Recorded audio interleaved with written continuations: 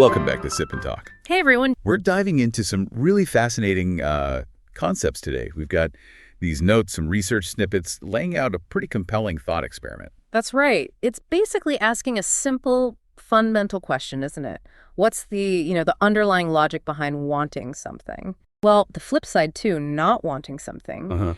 It tries to strip away all the complexity and see if there's maybe a core mechanism driving these decisions, whether it's just like personal choices or something way bigger. Exactly. And so our mission for this deep dive is really to unpack that logic. We'll start small with something I think everyone can relate to, the dynamics of attraction and rejection between people. Yeah, the basics. Then we'll kind of scale it up dramatically. We'll try applying that same basic framework to, international relations using a specific, pretty complex case study that's laid out here. It's a bit of a mental workout, really. Totally. A way to look at these huge dynamics through maybe a surprisingly personal lens. Let's get into it. Okay, so let's unpack this idea by starting right, where these notes suggest the world of personal relationships. I mean, think about it.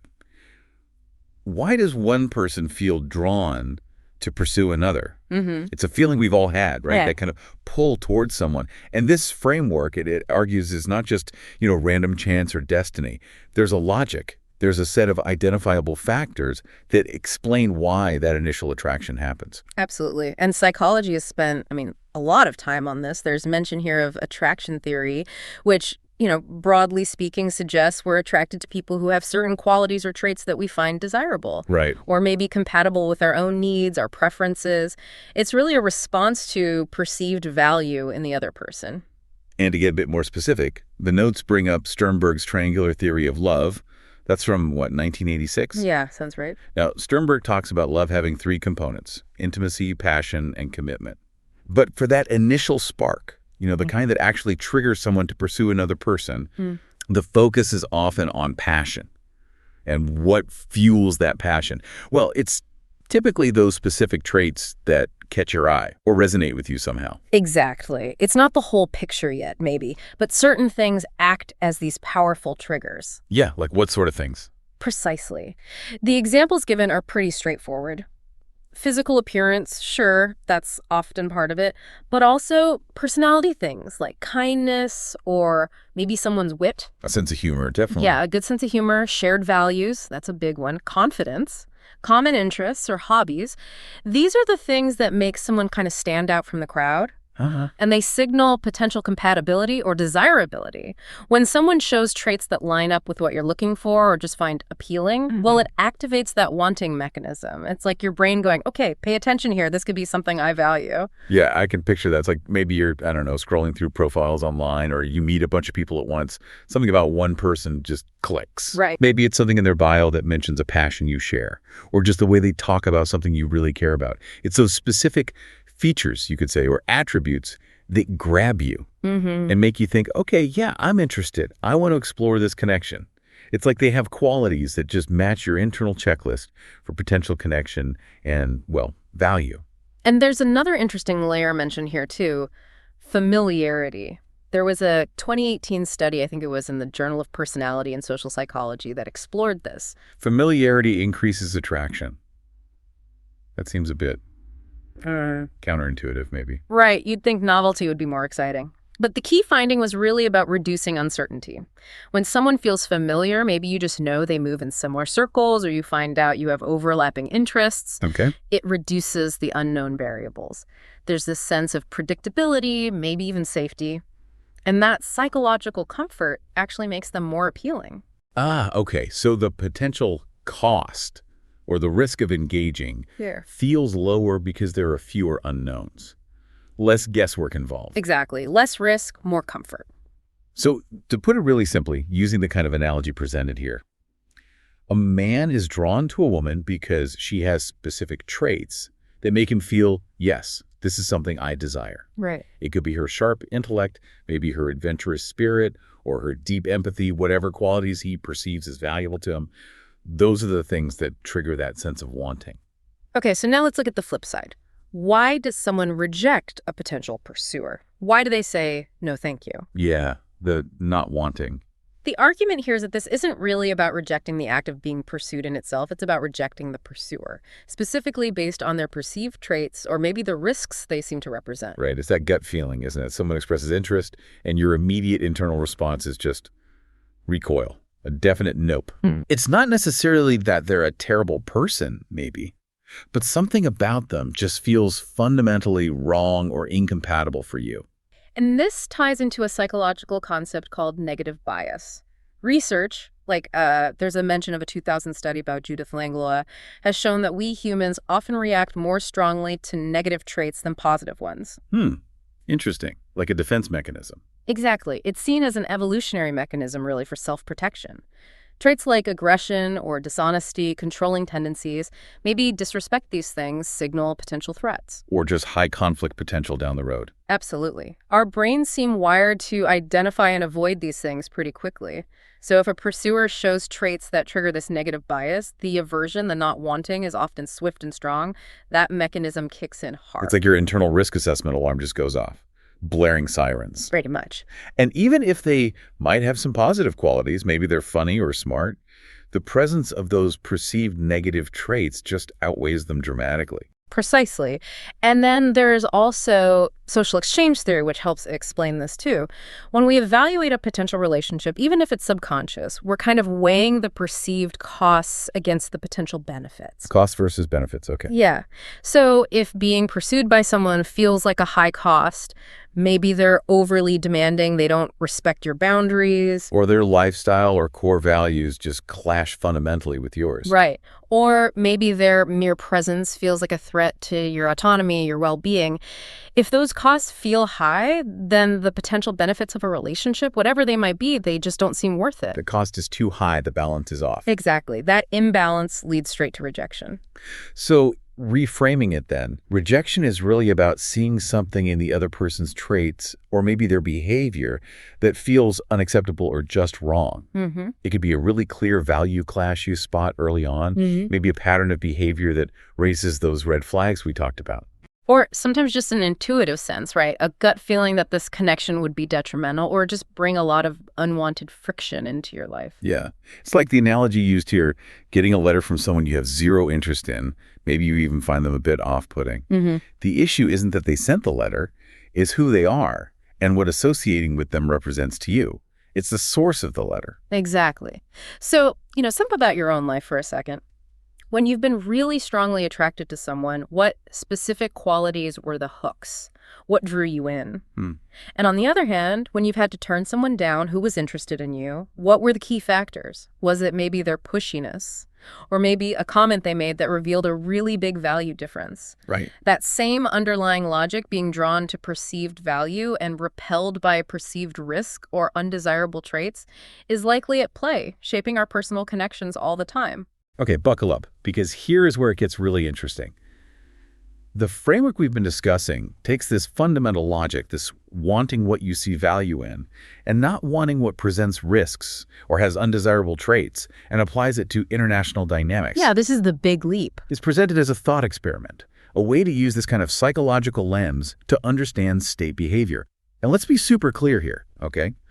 This is about analyzing the logic presented in these notes, applying a framework to understand potential motivations. We're absolutely not taking political sides or endorsing any specific action or viewpoint, just exploring the idea. Precisely. It's about the framework itself. The core premise is, can this same principle, attraction to perceived value, aversion to perceived risk or undesirable attributes, can it help explain why one state might desire something another state possesses? And why that other state might resist that desire. Exactly. And the primary case study used to explore this is China's stated desire for Taiwan. Okay, so applying our wanting logic from relationships, if China wants Taiwan, what are the specific traits or values that Taiwan possesses that China might perceive as highly desirable?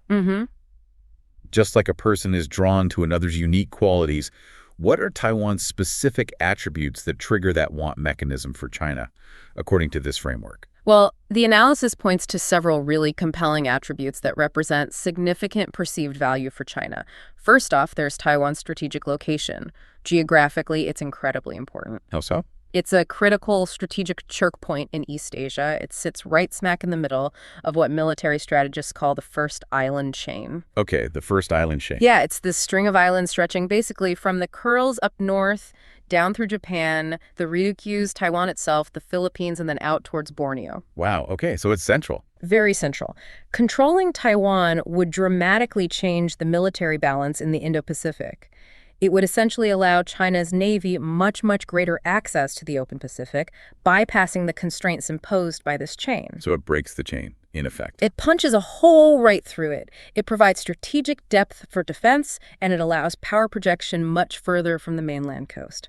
It has huge, tangible military and geopolitical implications. Right. So it's not just about, like, owning more land. It's about controlling a key geographic position that unlocks significant power projection capabilities. Right. It fundamentally alters the regional security map. Absolutely. It's like, in that personal analogy, being drawn to someone not just because they're interesting, but because they happen to be incredibly well connected in a way that just opens doors for you. Strategic advantage. Okay, that makes sense. What else?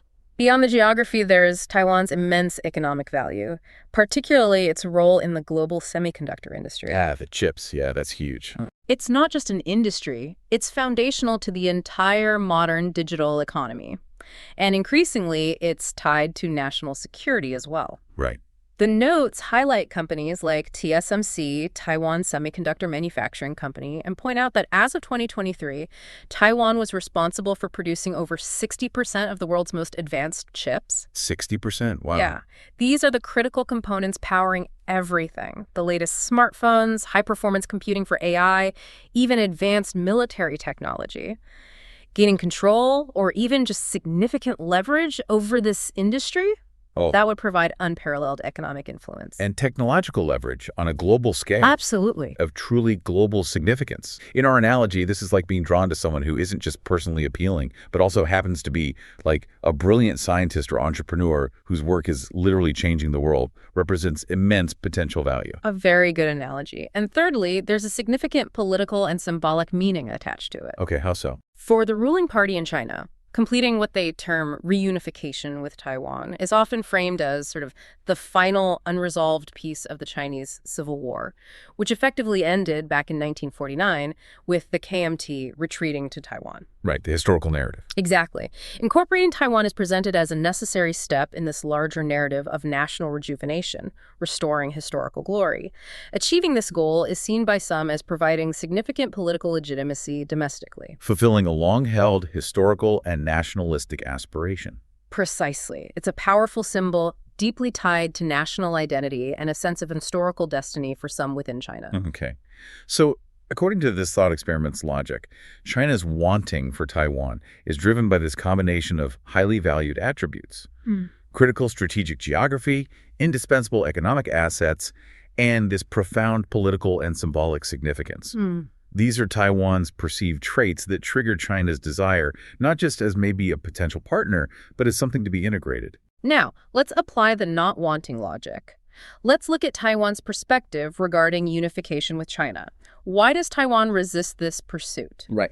Just as a person rejects a pursuer based on their undesirable traits or the risks they represent or just fundamental incompatibility.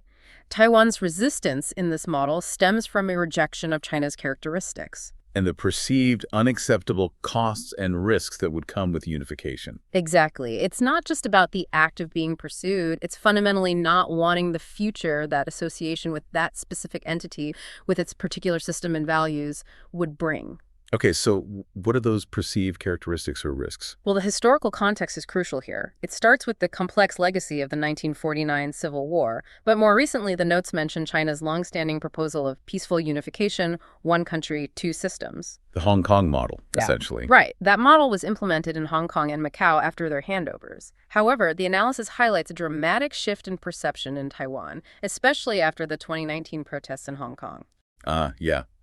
Those protests were sparked by concerns about the erosion of freedoms that were promised under one country, two systems, weren't they? Exactly. So for many in Taiwan, the experience of Hong Kong became a very clear, tangible trait or risk signal exhibited by China's approach. They looked at what happened in Hong Kong and interpreted it as evidence of what one country, two systems actually means in practice, potentially. Precisely. The perceived credibility of that model just plummeted in Taiwan.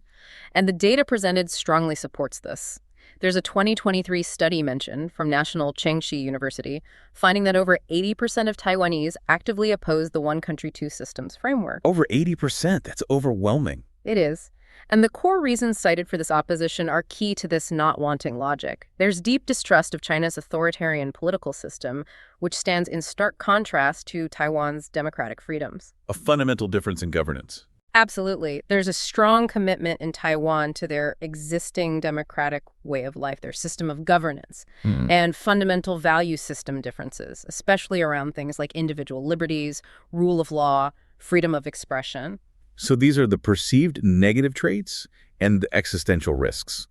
Taiwan sees the potential loss of its hard-won democratic freedoms, its distinct identity, its whole way of life under China's system as just an unacceptable cost. Right. It's not just a political preference. It's seen as a fundamental incompatibility based on core values and perceived risks to their very existence as a self-governing democracy. So using this logic, Taiwan's resistance isn't just a defensive reaction to being pursued.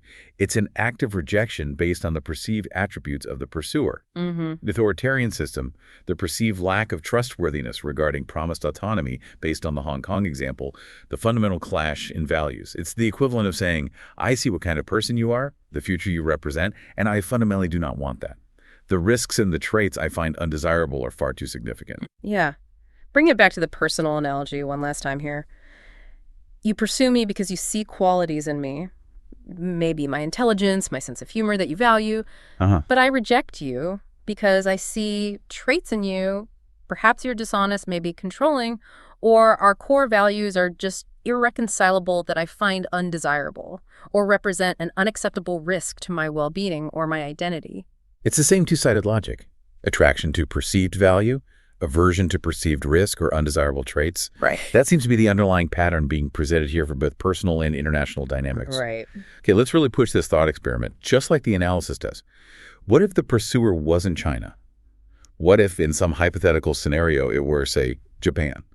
Or the United States expressing a desire for a deeper, maybe even integrated relationship with Taiwan? This is where the who is doing the pursuing becomes the absolutely critical variable, right? It mirrors how our perception of a potential partner dramatically impacts our reaction to their interest. Yeah, totally. So the core question posed is, would Taiwan's reaction likely be different if the approach came from the U.S. or Japan compared to China? And why, according to this logic of wanting and not wanting, based on perceived traits and risks. And the suggestion is that Taiwan might indeed show significantly lower resistance to the U.S. or Japan in this kind of hypothetical relative to China. Again, the point isn't about inherent superiority or anything like that, but about how the specific traits, the historical interactions, and the behavioral approaches of these different potential partners are perceived by Taiwan. Exactly. And the reasons provided for this potential difference are pretty detailed. Historical memory is a huge factor. Okay, how does history play in? Well, China's recent history with Taiwan includes periods of significant military tension and overt threats. The example given is the military exercises during the 1996 Taiwan Strait crisis involved missile tests near the island. Right. That would certainly create a strong sense of threat. It creates a strong baseline of perceived threat and distrust. It's a history perceived as involving hostility and coercion, which is, a tough foundation to build a relationship on if you're talking about willing integration. Definitely. What about Japan and the U.S.? Well, with Japan, the material presents a more complex historical memory. It acknowledges the difficult colonial period from 1895 to 1945. Yeah, that's a long and complicated history. Absolutely. But it also notes that this era saw significant infrastructure development and the establishment of modern education systems in Taiwan. So this dual nature leads to a historical memory that, while complex and certainly containing negative aspects for many, it isn't universally negative. Right. It includes elements that some in Taiwan might view with a degree of pragmatism or perhaps even relatively positively when compared to the more recent history of threats from the PRC. Plus, Japan's post-war transformation into a stable democracy significantly improved its image, including in Taiwan. So it's not just the distant past, but also the trajectory. the present reality of the potential partner's system and behavior that matters. Absolutely. And with the United States, the relationship since 1979, when the U.S. switched diplomatic recognition to Beijing, has been governed by the Taiwan Relations Act. Okay, what does that do? Well, that act commits the U.S. to providing Taiwan with the means to defend itself. And it maintains the U.S. capacity to resist any resort to force against Taiwan. This has framed the relationship, for many in Taiwan, as one where the U.S. is a security backer. Providing crucial defensive support and diplomatic space. Exactly. So it creates a historical interaction based on perceived support rather than direct threat, which is a very different dynamic than the relationship with China. And this difference in historical interaction and perceived current posture, does it show up in public opinion? Clearly. There's data cited from the Pew Research Center, 2024 data, that's quite striking. It found 65% of Taiwanese express a positive view of the United States. Okay, 65% positive for the U.S. What about China? Only 15% held a positive view of China. Wow, 65 versus 15. That's a massive gap in favorability. Huge. And it speaks volumes about how the historical behavior and current traits of these potential partners are perceived. It aligns perfectly with this idea that trust and attraction or aversion are built on consistent behavior and historical interaction. Okay, history's one factor. What else contributes to potentially lower resistance towards the U.S. or Japan? Another major factor discussed is value alignment. Shared values. Yes. Psychological research, like a study mentioned from the Journal of Cross-Cultural Psychology in 2019, consistently shows that shared values significantly increase closeness, trust, and comfort between groups and individuals. Makes sense. Taiwan shares core values of democracy, freedom, open society, rule of law with both the U.S. and Japan. This is a fundamental difference from China's authoritarian single-party system. Right. This alignment creates a sense of affinity, mutual understanding, and just reduced psychological distance. The idea of integrating more closely with partners who share your fundamental beliefs about how society should run just feels less threatening, doesn't it? Yeah, much less threatening than integrating with a system whose core values are diametrically opposed to yours. It's like finding someone who speaks your fundamental language, not just literally, but in terms of what you believe is important in life. Exactly. That shared foundation makes closer ties feel more natural, less risky. Are there other, maybe less political factors? Yes. Beyond the core political values, cultural aspects also play a role in building this familiarity and reducing psychological distance. Think about Japanese pop culture, anime, music, fashion, food. It's hugely popular and influential in Taiwan. Right, lots of cultural exchange there. It creates many points of commonality, comfort.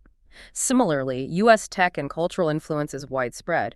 These everyday cultural touchpoints build a sense of familiarity that can make the idea of closer ties with these nations feel less alien or intimidating compared to a system perceived as culturally and politically distant and maybe restrictive. It's the little things, the shared cultural space, that add layers of comfort and reduce that sense of the other. Precisely.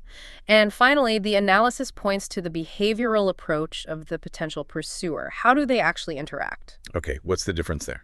Well, the U.S. and Japan tend to approach relationships with partners like Taiwan through frameworks of cooperation, alliance building, mutual benefit. Examples cited include the U.S. Indo-Pacific Strategy, which emphasizes economic and security cooperation. There's the 2023 U.S.-Taiwan 21st Century Trade Initiative, aimed at deepening economic ties based on shared values. And a practical example, like the 2013 Taiwan-Japan Fisheries Agreement. That's non-military cooperation, resolving potential friction points. Okay, so these examples show a pattern of building relationships through collaboration, shared interest. Exactly, which contrasts pretty sharply with an approach that might be perceived as involving demands, threats, or the imposition of a different system. Right. This really aligns with the trust formation model. Trust is built incrementally through consistent positive behavior, demonstrated reliability, and that alignment on fundamental values we talked about. And these elements are perceived to be more present in Taiwan's interactions with the U.S. and Japan compared to China. That's the argument presented, leading to potentially lower resistance to hypothetical closer ties. So the key takeaway from this part of the thought experiment seems really profound. It's not about judging who's right or wrong, but about understanding that the potential target's reaction to being pursued isn't random at all. Right. It's based on its perception of the specific attributes, the historical actions, and the behavioral approaches of the pursuer. The U.S. and Japan, in this model, show traits like shared democratic values. They have histories like a supportive security role or a complex but not solely hostile past.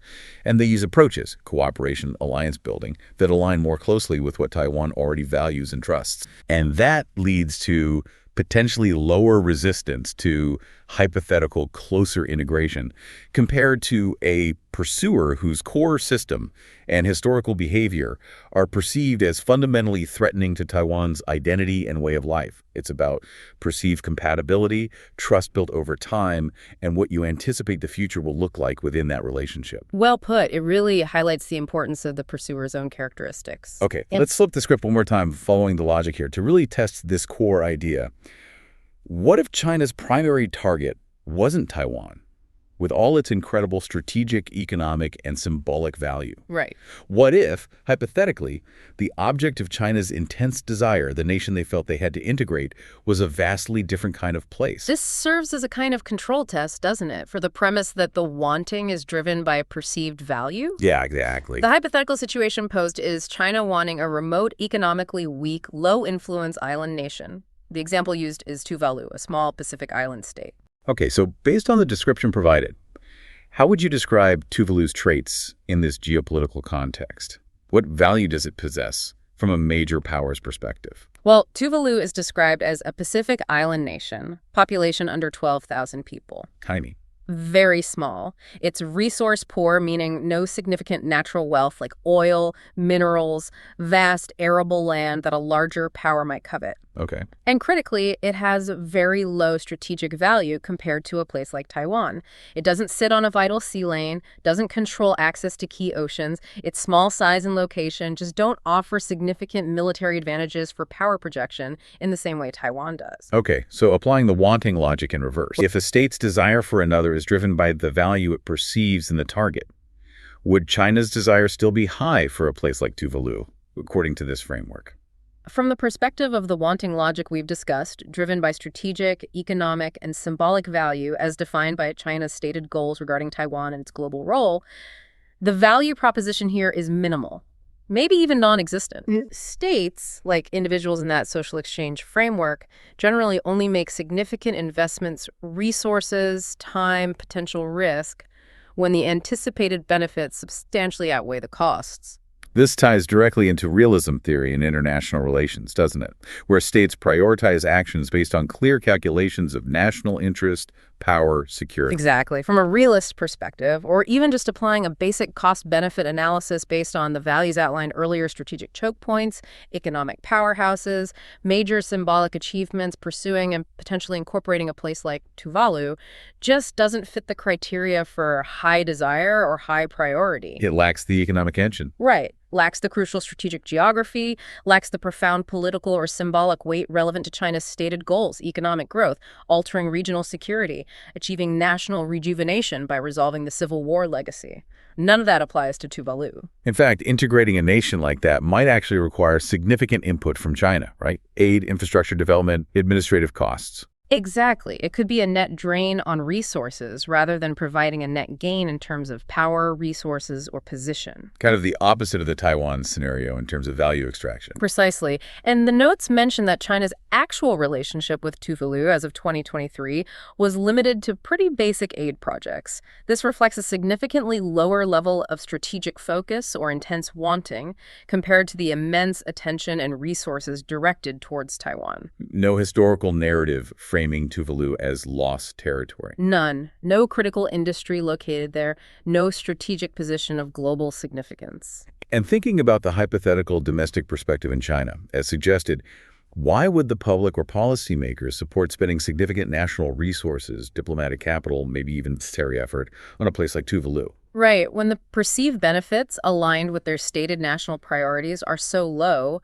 the wanting simply isn't triggered because the target lacks the attributes the pursuer values. This really reinforces the core idea then. National pursuit, especially the intense kind involving potential coercion, isn't arbitrary. It's driven by the perceived value or importance of the target nation's specific attributes, its geography, economy, resources, symbolic meaning relative to the pursuer's own goals and interests. If the target doesn't possess those desired qualities, the motivation for costly pursuit just drops off significantly. Mm-hmm. It really comes back to that core logic of perceived value. So what does this all mean when we put it together? This whole thought experiment, drawing connections between psychological insights on attraction and rejection and applying them to these big historical and international dynamics, it suggests that the simple logic of wanting what has value to you and rejecting what presents unacceptable risks or has traits you dislike, maybe that's a fundamental pattern. Yeah, applicable across vast differences in scale and context. It's a pretty compelling idea. Right, whether we're talking about the complex dance of attraction and rejection between two people or the really intricate push and pull between nations on the global stage. The underlying principles seem to revolve around perceived value. And shared or conflicting traits and values, how historical interactions shape trust and perception. And importantly, the specific behavioral approach of the party doing the pursuing. The Taiwan-China relationship, when viewed through this lens, seems profoundly shaped by that unresolved history since 1949, and this fundamental clash of value systems, an authoritarian system encountering a democratic, free society. China perceives immense strategic, economic, and symbolic value in Taiwan. Taiwan, conversely, perceives unacceptable risks and undesirable traits in the potential partner and the system it represents. And the hypothetical dynamic with Taiwan, the U.S., and Japan is presented as potentially different, precisely because of those perceived shared democratic values. A history of interactions viewed more favorably in certain contexts, at least compared to the PRC. And behavioral approaches based more on cooperation and alliance rather than coercion. Again, it's not about judging who is better, but understanding whose perceived traits and behaviors align more closely with what Taiwan values and trusts.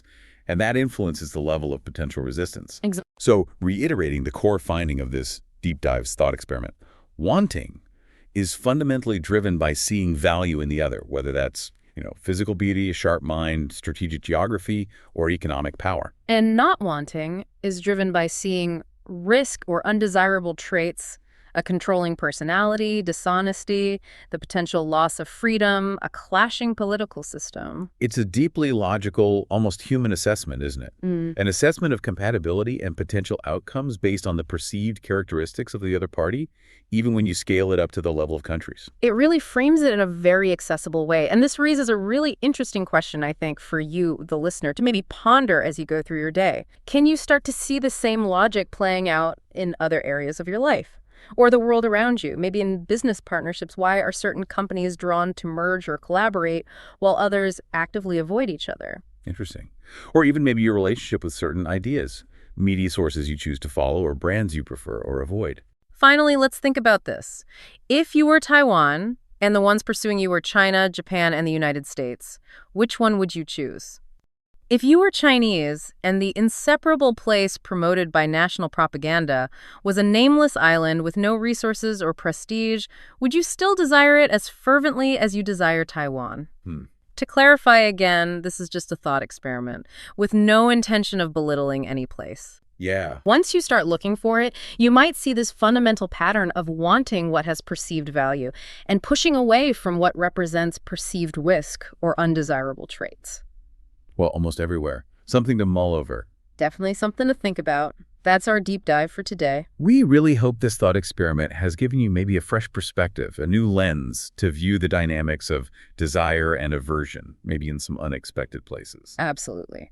And if you enjoyed exploring these ideas with us, please be sure to subscribe to the deep dive wherever you get your podcasts. That way you won't miss our next exploration into the fascinating concepts derived from the material you share with us. And we genuinely love to hear your thoughts on this.